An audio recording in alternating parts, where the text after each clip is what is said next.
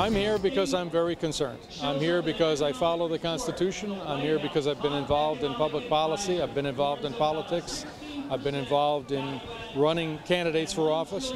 And what I see happening is a government that is not adhering to the basic principles of the Constitution, that doesn't believe that people ought to have a right to have property or the right to succeed or fail. Instead, it's a government that wants to provide everything to everybody and drop everybody to a low level, take all their money to be able to do that. And that's not the way I want to live. This is an outward expression of the frustration of the taxpayers to what the political parties and the politicians and the ruling class are doing to us. Well, what's happening in our country are some very dangerous trends.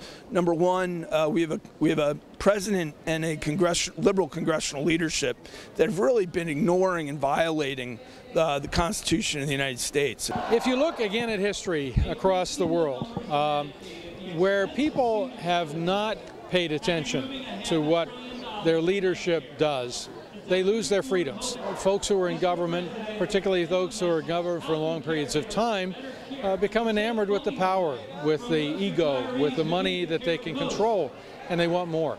There are things that have slowly crept into our system which could be considered to be either unconstitutional or borderline constitutional. And when that happens, the system breaks down, because if you don't stick with the Constitution, then there's no foundation. People seem to have gotten complacent. Taxpayers are complacent. They just pay the bills and they just talk to themselves and holler back to the TV. There's a movement in the country for people to shut the TV off and get up and take responsibility for themselves. We don't have to put up with this. This is not a communist country, and when we see socialism taking over, we're going to stop it. A number of things are happening. Number one, our liberties are being eroded. Number two, disposable income in the American people is being decimated with high taxes. Number three, these policies that we're doing right now, even though they're rolled out under the auspices of change, have really never worked historically anywhere in the world where they've been tried. And, you know, we're about a year and a few months into this. They're not working here either. None of us are surprised by that. But if we're going to restore economic growth, prosperity, individual liberty to the United States, we're going to have to pretty rapidly change course. When you give up too much liberty, then you don't have any left. And so I think the average guy begins to get that concept, that giving up too much of our individual freedom for something that somebody else is going to give us, not a good idea. What we're trying to do is get a restoration toward the traditional historical values of the United States.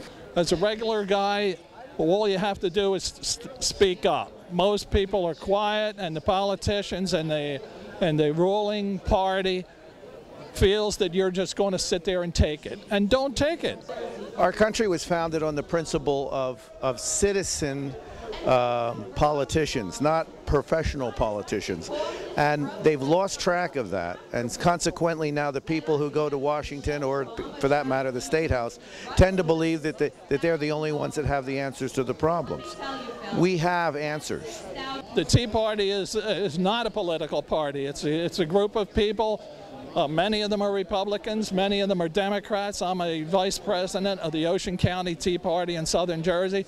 And a lot of our people are from all three political groups, the independents, the Republicans, and the Democrats. And what they want is their country back. I think the average person looks a lot like the people that are here today. The average person might be someone who is retired, might be somebody who's in college, might be somebody who's a grade school student, but maybe is listening for the first time to the idea of why government was established to begin with. If we aren't informed, our vote is meaningless. You don't vote for a party, you don't vote for a candidate even, you vote for principles. And if someone holds your principles, and those principles are in keeping with the Constitution, then you've got a good thing going. I have to say, you know, I've been involved in 25 years now, or 30 I guess almost, in public policy and politics. And I've seen some hugely exciting things from, you know, having worked in the White House, seeing presidential elections, being engaged heavily in American foreign policy, being involved here in the state of New Jersey with one of our state's greater governors, Tom Kean. I have never seen anything that rivals the excitement the dynamism and the power that I think is stemming from this Tea Party movement. It's very difficult for me to predict here's where this movement's going to be a year from now or even 6 months from now, but it is clear to me that it is influencing the course of history in this country, and it is proving a truly historical, a movement of historical consequence. And I think most Americans are starting to wake up to the reality that something really big is happening here.